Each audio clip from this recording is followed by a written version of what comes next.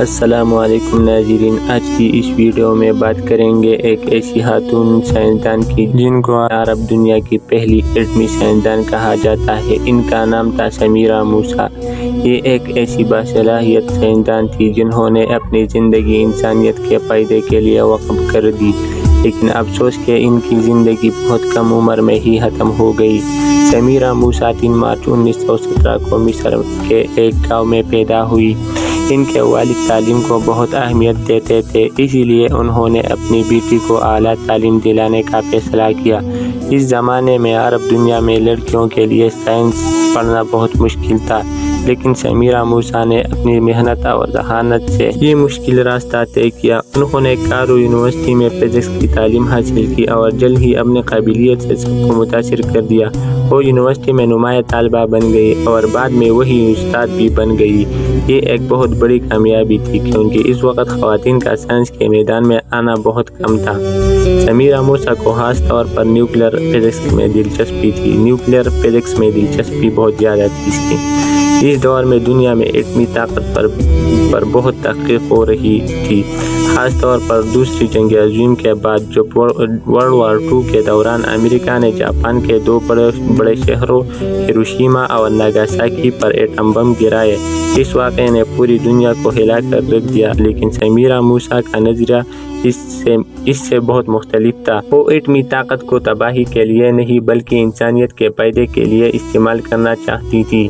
ان کا خواب تھا کہ ایٹمی ٹیکنالوجی کو اتنا سستا بنا دیا جائے کہ اسے کینسر کے علاج میں استعمال کیا جا سکے۔ وہ کہا کرتی تھی کہ میری خواہش ہے کہ ایٹمی علاج ہر غریب انسان تک پہنچے۔ سمیرہ موسیٰ نے مصر میں ایٹمی تحقیق کو فروغ دینے میں بھی اہم کردار ادا کیا۔ انہوں نے سائنسی کانفرنس منعقد کروایا اور عرب دنیا کے سائنسدانوں کو اکٹھا کیا۔ ان کی محنت کی وجہ سے وہ جلد ہی پوری عرب دنیا میں مشہور ہو گئی۔ 1952 میں انہیں امریکہ جانے کا موقع ملا۔ وہاں انہیں مختلف ایٹمی لیبارٹریوں کا دورہ کرنا تھا اور نئی تحقیق سیکھنی تھی۔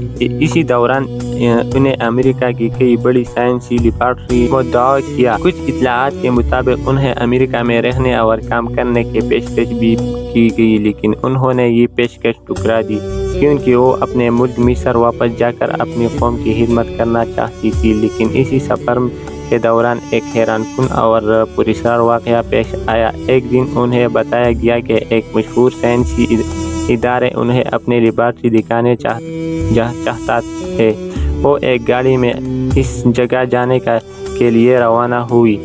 راستے میں اچانک اس کی گاڑی ایک خطرناک پہاڑی سڑک سے نیچے گر گئی۔ یہ حادثہ نہیں تھا کیونکہ جس گاڑی نے انہیں وہاں سے لے جانا تھا وہ اچانک غائب ہو گئی اور ڈرائیور کا بھی کوئی پتہ نہیں چلا کیونکہ اس لوگوں نے اس مارنے کا پلان بنایا گیا تھا۔ پہلا اسے بولا گیا کہ ہمارے پاس رہو اور کام کرو۔ اسی پیشکش کو ٹھکرانے کے بعد اسی طریقے سے مار گرایا تھا۔ اس حادثے میں سمیرہ موسیٰ صرف 35 سال کی عمر میں ہی اس دنیا سے رخصت ہو گئی تھی۔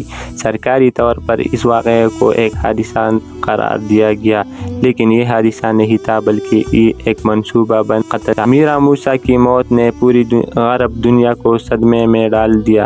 ایک ایسی باصلاحیت سائنسدان جو انسانیت کی خدمت کرنا چاہتی تھی اچانک اس دنیا سے چلی گئی، لیکن ان کی کہانی آج بھی لوگوں کو متاثر کرتی ہے۔ آج بھی مصر میں سمیرہ موسیٰ کو ایک قومی ہیرو سمجھا جاتا ہے۔ ان کے نام پر سڑکیں اور سائنسی ادارے قائم کیے گئے ہیں۔ انہیں ایک ایسی سائنسدان کے طور پر یاد کیا جاتا ہے جس نے علم کو انسانیت کے فائدے کے لیے استعمال کرنے کا خواب دیکھا تھا۔ افسوس ہمارے مسلمان ممالک اپنے سائنسدانوں کی حفاظت نہیں کر سکتے۔ جب بھی ایسا کوئی آیا تو وہ امریکہ نے مارا ہے یا امریکہ نے اپنے جیل میں رکھا ہے۔ آج بھی ہمارے پاکستان کی ایک بیٹی امریکہ میں ایک جیل میں ہے اور یہ اسے چوروں کی حکومت میں امریکہ نے ڈاکٹر عافیہ کو لے گیا تھا اور اب تک وہیں پر ہے۔